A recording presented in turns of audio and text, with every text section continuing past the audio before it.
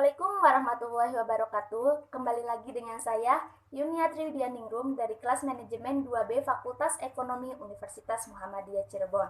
Tetap semangat menjalankan ibadah puasanya ya teman-teman. Di video kali ini, saya ingin menjelaskan tentang makna kembalinya kepada Al-Quran dan Sunnah dalam konteks pemahaman di dalam bermuhammadiyah. Kita sebagai seorang muslim tentunya sudah menjadi satu komitmen bahwa menjadikan Al-Quran dan Sunnahnya itu adalah fondasi dasar. Kebijakan dasar dalam mengambil suatu keputusan yang terkait dengan hukum-hukum di dalam ajaran agama yang kita yakini.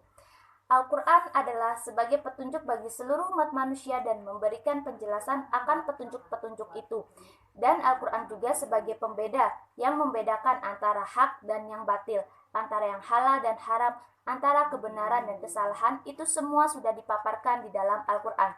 Sedangkan Al-Hadis adalah sebagai pondasi dasar kita yang hukumnya kedua setelah Al-Quran, di mana kita pun hendaknya harus mau belajar mengetahui tentang berbagai macam hal yang terkait dengan hadis-hadis tersebut. Karena penjabaran Al-Hadis itu adalah melengkapi tentang ajaran-ajaran yang ada dalam Al-Quran yang tidak secara langsung, secara gamblang dijelaskan. Maka sebagai wujud penjelasannya, dilengkapilah penjelasan-penjelasan yang disampaikan oleh Rasulullah Muhammad SAW melalui hadis-hadis. Nah, di video kali ini saya juga akan memberikan penjelasan mengenai hakikat makna Al-Quran dan hakikat makna Al-Hadis. Yang pertama, makna hakikat Al-Quran. Kitab suci bagi umat Islam ini merupakan kalam atau perkataan Allah Subhanahu wa Ta'ala yang diwahyukan kepada Nabi Muhammad SAW melalui malaikat Jibril dengan lafal dan maknanya. Ini terdapat dalam Quran surat Asy-Syu'ara ayat 192 sampai 195 yang berbunyi, A'udzu billahi minasyaitonir rajim. Bismillahirrahmanirrahim. Wa innahu latanzilu rabbil alamin. Nazala bihi ruhul amin ala qalbika litakuna minal munzirin bilisanin arabiyyin mubin, yang artinya, dan sesungguhnya Al-Quran ini benar-benar diturunkan oleh Tuhan semesta alam. Dia dibawa turun oleh Ar-Ruh Al-Amin atau Jibril ke dalam hatimu Muhammad, agar kamu menjadi salah seorang di antara orang-orang yang memberi peringatan dengan bahasa Arab yang jelas. Penjabaran yang saya tangkap dari Quran surat Asy-Syu'ara ayat 192 sampai 195 yaitu bahwa Al-Quran yang diturunkan kepada Nabi Muhammad adalah kitab suci yang berasal dari Allah Subhanahu wa Ta'ala. Diturunkan kepada Muhammad secara berangsur-angsur dengan perantaraan Jibril, malaikat yang bertugas membawa wahyu kepada para rasul. Al-Quran itu ditanamkan ke dalam hati Muhammad. Maksudnya ialah Al-Quran itu dibacakan oleh Jibril sedemikian rupa sehingga Nabi Muhammad memahami betul arti dan maksudnya.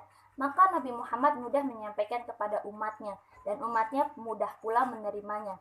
Allah menerangkan bahwa Al-Quran itu diturunkan dalam bahasa Arab yang jelas dan fasih serta gaya bahasa yang indah. Nah, Al-Quran sebagai kitab Allah menempati posisi sebagai sumber pertama dan utama dari seluruh ajaran Islam dan berfungsi sebagai petunjuk atau pedoman bagi umat manusia dalam mencapai kebahagiaan hidup di dunia dan akhirat. Kata Al-Quran berasal dari kata kerja qara'a yang berarti membaca atau bentuk masdar kata dasarnya adalah Quran yang berarti bacaan. Al-Quran dengan makna bacaan dinyatakan oleh Allah dalam beberapa ayat, antara lain dalam surat-surat Al-Qiyamah ayat 16-18, Al-Baqarah ayat 185, Al-Hijr ayat 87, Thaha ayat 2, dan masih banyak lagi. Yang kedua, makna hakikat Al-Hadis.